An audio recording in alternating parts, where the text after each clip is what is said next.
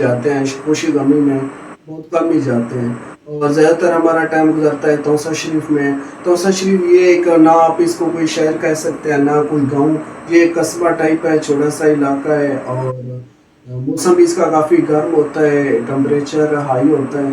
Basically आपको अब अपने चैनल के बारे में बताऊं, M Y Khan, M Y से मुराद होता है मोहम्मद यार खान, ये मैंने अपने नाम पे रखा है और काफ़ी स्ट्रगल किया है इस बारे में। तो मेरी लाइफ के दो पहलू, एक मेरी टीचिंग लाइफ है और एक मेरी ये जो आपके सामने मैं अभी बात कर रहा हूँ ये लाइफ है। इसमें भी मैंने काफ़ी स्ट्रगल किया है, उसमें भी काफ़ी स्ट्रगल किया है। अगर उस लाइफ के बारे में बताऊँ तो उसमें मैंने टीचर बनना कोई आसान काम नहीं है, लेकिन उसके लिए मैंने बहुत ज़्यादा स्ट्रगल किया है। शुरू में मैं इतना कोई पढ़ने वाला बच्चा नहीं था, तो मैट्रिक की, मैट्रिक के बाद मैट्रिक तक तो अच्छे नंबर नहीं थे, इंटर से फिर मेरी स्टडी शुरू हो गई। तो इंटर के बाद मैंने बीएससी 2 ईयर किया। 2 ईयर इसलिए किया कि इधर ही अपने कॉलेज में हो रहा था, अपनी सिटी में, और शाम को फिर अबू के साथ काम पे जाता था, सुबह कॉलेज का। पहले वो रिटायर्ड फौजी थे, अब उनकी इलेक्ट्रिक शॉप है, तो मैं आपको मिला के अगले से मैं वहाँ पे भी लेके जाऊँगा। बीएससी करने के बाद मैं यहाँ से तौसा से मुल्तान चला गया, बहाउद्दीन ज़िक्रिया यूनिवर्सिटी में 2 साल लगे, वहाँ पे मैंने एमएससी मैथ किया है। उसके बाद फिर वापस आ गया, फिर इलाहाबाद यूनिवर्सिटी से बीएड की डिग्री मुकम्मल की। इसके बाद काफ़ी स्ट्रगल किया है, प्राइवेट टीचिंग किया है, 10,000 6,000 इवन के 6,000 के लिए मैंने नौकरी की है और काफ़ी मायूसी थी, स्ट्रगल की है, टेस्ट वगैरह देता रहा लेकिन कामयाबी नहीं मिली 2-3 साल तक। तो इस दौरान मैंने इलेक्ट्रिशियन का भी डिप्लोमा किया ताकि अगर कोई जॉब ना भी मिले था और ताकि मैं वो चीज़ कंटिन्यू कर सकूँ। प्लम्बर का काम भी किया मैंने और इसके साथ फिर इसी दौरान मैंने कंप्यूटर का डिप्लोमा भी, कंप्यूटर के बारे में काफ़ी नॉलेज रखता हूँ। ज़िंदगी गुजरती रही, तीन साल बाद टेस्ट मेरा क्लियर हो गया, फिर मेरी फेडरल गवर्नमेंट में टीचिंग जॉब हो गई वाकई में। अब मुझे मेरी जॉब को 1 साल से भी ज़्यादा अरसा हो रहा है। तो अभी समर वेकेशन चल रही है, 2-3 महीने हो गए, तो इसलिए अब टाइम मिला आप लोगों के लिए, मैंने चाहा व्लॉग बना लूँ, इसलिए अभी आपके सामने मैं मौजूद हूँ। तो एक मेरी वाह कैंट वाली लाइफ है, उसके बारे में भी बताऊंगा कि वहाँ के लोग कैसे होते हैं और वहाँ मेरी टीचिंग कैसे जा रही है। और दूसरी लाइफ अभी जो आपके सामने हो उसके बारे में बताऊंगा। इसमें भी मैंने काफ़ी पहले कोशिश की थी, पहले मैं उस पर फाइवर पे काम किया है एज ए एक्सेल एक्सपर्ट, तो वो भी ख़ास कोई ऑर्डर नहीं आ रहे थे। फिर मैंने अमेज़ोन पे काम किया, वो भी नहीं चला। फिर अभी यूट्यूब ऑटोमेशन की तरफ आ गया, इसमें आप सब लोगों की सपोर्ट है, तो इसलिए ये चैनल अच्छी तरह ग्रो कर रहा है, तो मैं इसको कंटिन्यू कर रहा हूँ और इसमें मज़ीद भी मेहनत कर रहा हूँ। अब आपको मैं अपने इलाके सिटी के बारे में बताता जाऊँ, तो बेसिकली विलेज जो है मेरा वो कोइसरमान है, वो यहाँ से काफ़ी दूर है। वहाँ पे हम कभी कभार ही जाते हैं, खुशी गमी में साल में कई सालों बाद ही जाते हैं, लेकिन वहाँ टूरिज़म पे कभी कभार चक्कर लगाने बाइक पे जाते हैं, लेकिन उस साइड नहीं जाते जहाँ पे घर है। हम ज़्यादातर इस साइड जाते हैं, फोर्ट मिल्रो वाली साइड और द्रुग वाली साइड, इस साइड ज़्यादातर जाते हैं। तो वहाँ इस तरह समझें बहुत मुश्किल लाइफ है, वहाँ ना पीने के लिए कुछ है, ना इलेक्ट्रिसिटी की सहूलत है, तो इसलिए वहाँ से छोड़ के हम तौसा शरीफ में काफ़ी अर्सा हो गया यहाँ पे रह रहे हैं। तो तौसी की अगर मैं आपको हिस्ट्री बता दूँ, तौसा जो है लफ्ज़ तस से निकला है। तस के मैंने यहाँ मतलब पहले पानी की बहुत ज़्यादा कमी होती थी, तो इस वजह से लोग उसको तस से फिर तौसा बन गया। फिर इसके साथ पूरा नाम इसका शरीफ भी है, तौसा शरीफ। तो शरीफ कहाँ से आया, तो यहाँ पे हमारे यहाँ एक मशहूर दरबार है, हज़रत ख्वाजा शाह सुलेमान तौसवी, उनके दरबार की निस्बत की वजह से उनको तौसा शरीफ कहा जाता है। तो तौसा शरीफ बेसिकली एक सैंडविच है। अगर इसके ऊपर वाली तरफ देखें तो कोइसरमान पहाड़ी सिलसिला है, और अगर हम इसके नीचे वाले साइड देखें तो वो दरिया सिंध है। तो दोनों के दरमियान ये एक सैंडविच है। तो 2022 में हमारे यहाँ काफ़ी सैलाब आया था तौसा शरीफ में। वो अब सैलाब आया था, बारिशें ज़्यादा हो गई थी कोइसरमान में, तो बारिशों का सारा पानी नीचे आ गया, जिसकी वजह से तौसा के लोगों का काफ़ी नुकसान हो गया। और अगर हम नीचे वाली साइड पे देख लें तो दरिया सिंध से भी कभी कभार पानी चढ़ जाता है, लेकिन वो पानी इतना नुकसान नहीं देता, वो सिर्फ फसलों वगैरह को, देहातों वगैरह को नुकसान देता है। तौसा बैराज मोस्टली लोग सोचते हैं कि ये तौसा शरीफ के अंदर होगा, लेकिन ये तौसा के अंदर नहीं है। तौसा बैराज जो है ये बॉर्डर पे कोटादू, तौसा जहाँ ख़त्म होता है वहाँ से कोटादू शुरू होता है, तो ये तौसा बैराज वहाँ पे है। उसकी भी काफ़ी हिस्ट्री है, वो काफ़ी पुराना है, रहसिन पे बना हुआ है। तौसा मोड़ कोटादू के अंदर आता है, लेकिन अक्सर जो हम मुल्तान जाते हैं तो वहाँ पे वैगन वाले कभी बार अपनी सवारियों की खातिर लोगों को धोखा भी दे देते हैं कि हम तौसा मोड़ जा रहे हैं, तौसा सिटी जा रहे हैं। हालांकि वो जाते हैं तौसा मोड़, फिर उससे आगे सवारियों के लिए बड़ा मुश्किल होता है। फिर वो काफ़ी, कभी कभार मेरे साथ भी ऐसा हुआ है, कभी कभार रात के वक्त उतार देते हैं, फिर वहाँ से गाड़ी मिलना बड़ा मुश्किल होता है। तो तौसा मोड़ और तौसा बैराज ये दोनों, और तीसरा तौसा शरीफ, ये अलग चीज़ है। वो दोनों कोटादू में आते हैं और हमारा तौसा शरीफ ये एक अलग सिटी है। तो यहाँ पे अगर मैं आपको तौसा की सौगात के बारे में बताऊँ, अक्सर मैं अभी छुट्टियों पे हूँ तो अक्सर वहाँ कैंट के दोस्त कहते हैं कि हमारे लिए कुछ ले आओ ना, तौसा की कोई सौगात वगैरह, खाने की चीज़ या कोई इस्तेमाल वाली चीज़। तो तौसा की जो मशहूर चीज़ है, पहले पुराने ज़माने में होती थी एक लकड़ी की कंघी, वो काफ़ी मशहूर होती थी। अब वो ज़माना काफ़ी चेंज हो गया। अब वो खाने पीने के हवाले से, एक तो वो मैंने आपको बता दिया दरबार है मशहूर, और दूसरी चीज़ खाने के हवाले से कोई मशकू का हलवा है, सौगात है यहाँ की मशहूर है। मैंने अपने दोस्तों को पिछली दफ़ा 2-3 मरतबा खिलाया था, तो इस मरतबा भी उन्होंने डिमांड की है कि हमारे लिए ले आना, तो वो काफ़ी यहाँ पे फेमस है मशकू वाला हलवा। तौसा शरीफ के बारे में एक और भी हैरान कुन बात है कि तौसा शरीफ को मिनी ग्रीक भी कहा जाता है, यूनान सगीर। तो पहले ज़माने में लोग, इसकी लिटरेसी रेट बहुत ज़्यादा हाई होती थी, तो इस वजह से इसको लक़ब दिया गया कि यूनान सगीर। यहाँ के लोग पढ़ने वाले बहुत ज़्यादा हैं इस वजह से। अपना बताऊँ आपको तो वाकई में अभी देखें हम 5 से 6 टीचर हैं, फीमेल भी हैं, तो तौसा के लोग काफ़ी ज़्यादा हैं वहाँ पे भी। तो बहुत ज़्यादा स्ट्रगल करते हैं क्योंकि यहाँ पे कोई इंडस्ट्री वगैरह है नहीं, तो इसी वजह से वो जॉब वगैरह की तरफ जाते हैं।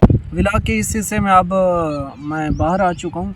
अब आपसे मैंने अपनी टीचिंग लाइफ के बारे में डिस्कस करना है। तो मेरी टीचिंग लाइफ 2 सिटीज़ की है, एक तौसा शरीफ, इधर 2-3 साल मैंने इधर की है टीचिंग, और वाकई में अभी मुझे 1 साल से ऊपर हो गया है। वहाँ एज ए गवर्नमेंट टीचर और इधर मैं एज ए प्राइवेट टीचर था। तो इन दोनों का अक्सर मुझे दोस्त क्वेश्चन पूछते हैं कि इन दोनों में क्या डिफरेंस है, पहले वाली टीचिंग में और अब की टीचिंग में। इवन के मेरे अबू भी मुझसे पूछते हैं कि वहाँ की टीचिंग और इधर की टीचिंग में क्या फ़र्क है। ये एक कॉमन सा क्वेश्चन है, अक्सर दोस्त मुझसे पूछते रहते हैं।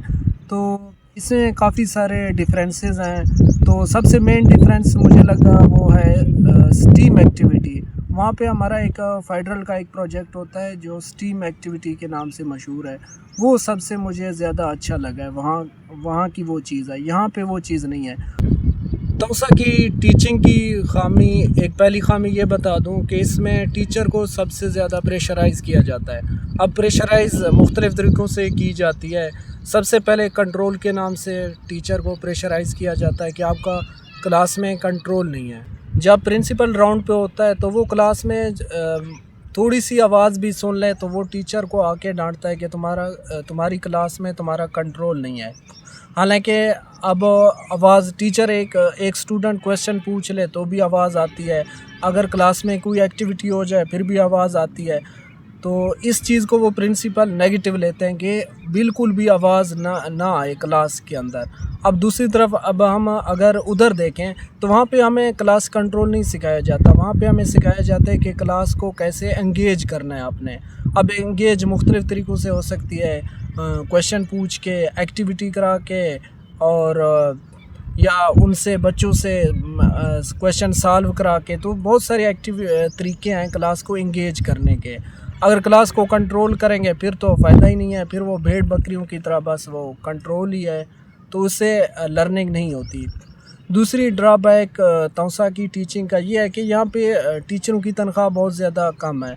अब मैं आपके सामने हूँ, मैंने मिनिमम जो पे ली है अपनी वो 6000 भी ली है। कुछ प्रिंसिपल इतने हैं कि वो 20 तारीख तक इवन के पे देते हैं, तो इतना लंबा कर देते हैं, टीचर बेचारा प्रेशराइज़ हो जाता है और उसका इनकम का वो एक ही ज़रिया होता है, वो भी उनको तरसा तरसा के दी जाती है। और तीसरी ख़ामी ये है कि यहाँ पे रट्टा सिस्टम बहुत ज़्यादा है। हर आए दिन टेस्ट होते हैं, डेली टेस्ट, तो वो बच्चा नंबरों की दौड़ में लग जाता है। आए रोज़ टेस्ट, तो वो अदर एक्टिविटीज़ में उसमें ना टीचर का ध्यान होता है ना स्टूडेंट का। तो इसी वजह से वो सिर्फ रट्टा सिस्टम होता है, ना वो कम्युनिकेशन उसकी बेहतर होती है, ना स्पीकिंग, ना कोई कॉन्फिडेंस लेवल। अगर अब हम तौसा में किसी बच्चे से कहें कि क्लास में कहें कि आ जाएं बच्चे कोई क्लास में कोई वाइट बोर्ड पे कोई क्वेश्चन सॉल्व करें, कोई नहीं होता। सेम यही मैं उधर जाके अगर किसी बच्चे को बोल दूं, पूरी क्लास को बोल दूं, तो इवन आधी क्लास खड़ी हो जाती है कि सर हम क्वेश्चन सॉल्व करते हैं। हम हालांकि उनको क्वेश्चन ना भी आए, लेकिन उनमें इतना कॉन्फिडेंस होता है कि वो आते हैं वाइट बोर्ड पे ख़ुद क्वेश्चन सॉल्व करने आ जाते हैं। फोर्थ ख़ामी ये है कि अब प्रिंसिपल की तरफ से मुसलसल दबाव होता है कि एक बच्चा बिल्कुल नालायक है, इसके नंबर फिर भी टीचर प्रिंसिपल को भी पता है ये बच्चा नालायक है, फिर भी वो आके टीचर को प्रेशराइज़ करने आता है कि इसके नंबर क्यों कम है। तो अब एक बच्चा नालायक है, टीचर अपनी कोशिश कर सकता है, लेकिन उसको बिल्कुल भी 10 में से 10 नंबर तो नहीं लेके दे सकता। क्योंकि अगर मैं आपको बता दूं टीचिंग है क्या चीज़, टीचिंग एक ट्रायंगल की तरह है। इसमें 3 एलिमेंट्स होते हैं, एक टीचर ख़ुद होता है, एक पेरेंट्स होता है और एक स्कूल। तीनों के कोऑपरेशन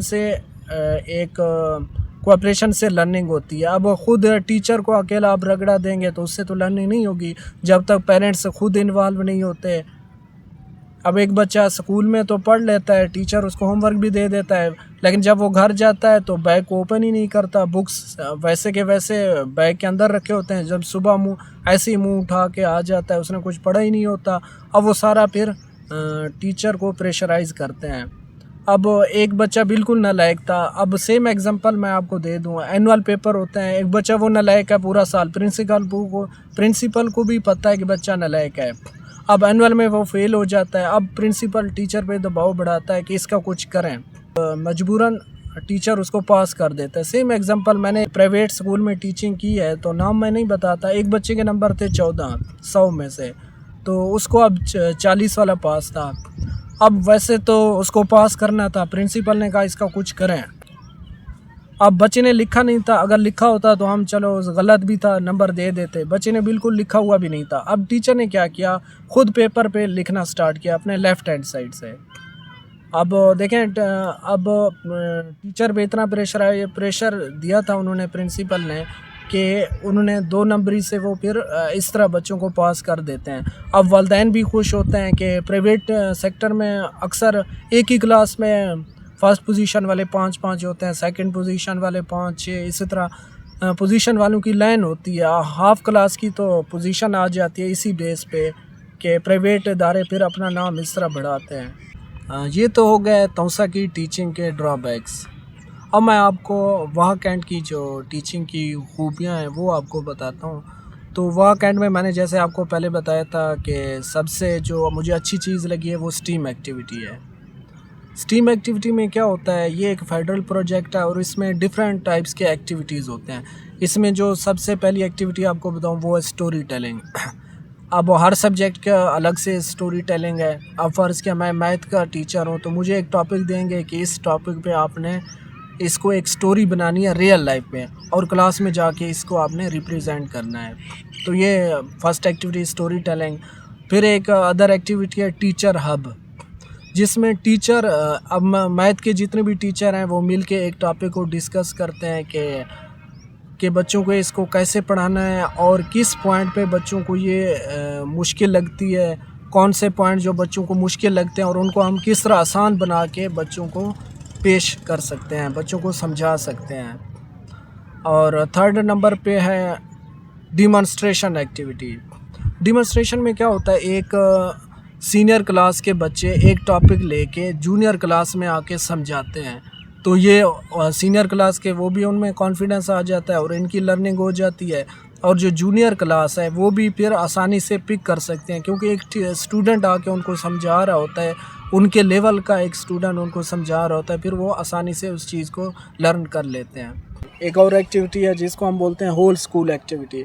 अब उसमें 6 क्लास से लेकर 10th क्लास के हर क्लास में से हमने 4 बच्चे उठाने होते हैं और एक ही टॉपिक को जूनियर लेवल से उठा के सीनियर लेवल तक से स्टेप बाय स्टेप बच्चों को एक्टिविटी फिज़िकली करवाना होता है। तो ये मुझे एक्टिविटी काफ़ी अच्छे लगे वहाँ के वॉक एंड की टीचिंग के।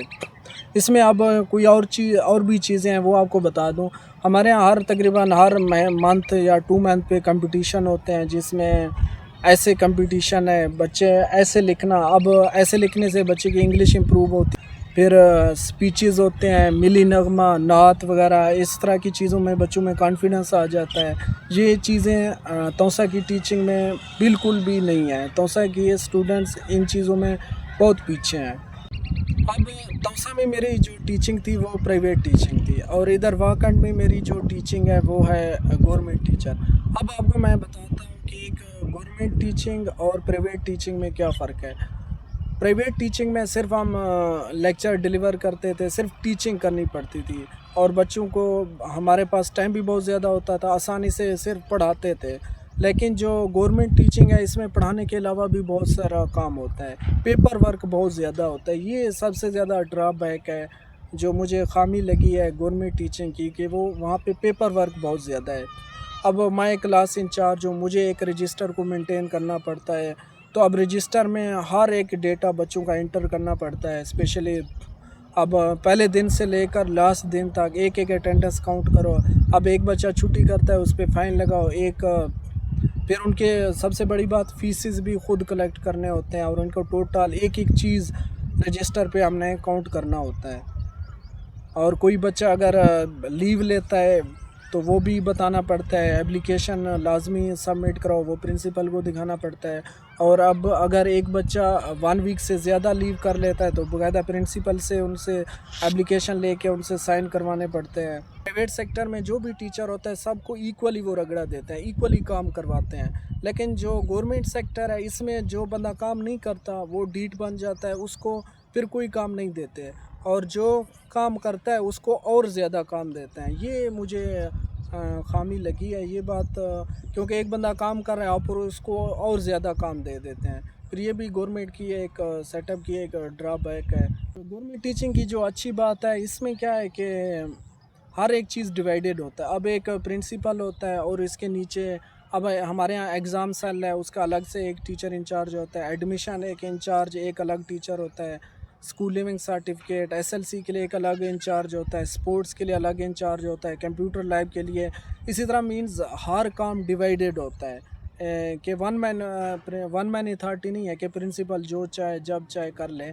हर चीज़ नीचे लेवल तक डिवाइडेड होता है ताकि काम आसानी से हो सके और प्रिंसिपल पे भी बर्डन ना पड़े।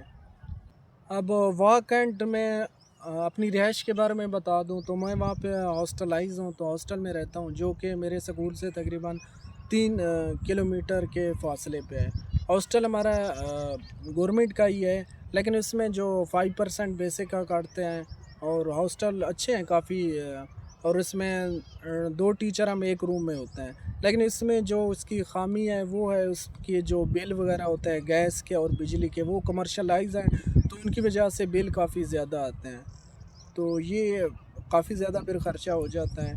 फिर स्कूल भी 3 किलोमीटर दूर है, वो फिर दोस्त के साथ डेली टीचर के है उनके साथ बाइक पे चले जाते हैं। अब स्कूल के अंदर मैं अपनी टीचिंग के बारे में आपको बता दूं, मैं 5 क्लास का इंचार्ज हूँ, उनका रजिस्टर मेंटेन करना सारा मेरा काम होता है। और ये जो इंचार्ज होता है वो सिज का डेटा होता है, स्टूडेंट इंफॉर्मेशन सिस्टम, सारा हर एक चीज़ एक्यूरेटली पुट कर दे ऑनलाइन। सिज के साथ फिर एक ऐप है, खुद ही ऐप, उसमें जो समर में जो वेकेशन होती हैं बच्चों से एक कोर्स करवाना होता है ऑनलाइन।